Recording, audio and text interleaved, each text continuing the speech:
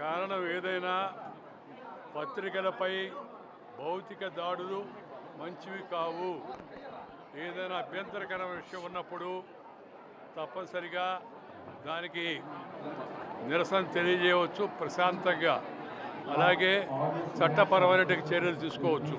కానీ భౌతిక దాడులకు పాల్పడడం ఎవరికి మంచిది కాదు. నేను రాజకీయాల్లో లేను, పార్టీల గురించి నేను మాట్లాడడం లేదు. కానీ సమాజంలో ప్రతి ఒక్కరు కూడా పత్రికల పట్ల గౌరవం ప్రకటించాలి. పత్రికల్లో ఏదన్నా అసత్యమైన వార్త వస్తే లేదా ఏదన్నా మనల్ని అవమానపరిచే వ్యాఖ్యలు వచ్చినప్పుడు వాటిని తప్పనిసరిగా ఖండించే అధికారం మనకి ప్రజాస్వామ్యంలో ఉంది. ఖండించడం శాంతియుతంగా, నిరసన శాంతియుతంగా ఉండాలి. కానీ భౌతిక దాడులకు పాల్పడే ప్రయత్నం ఎవరు కూడా చేయవద్దని చెప్పని నేను కోరుతున్నాను.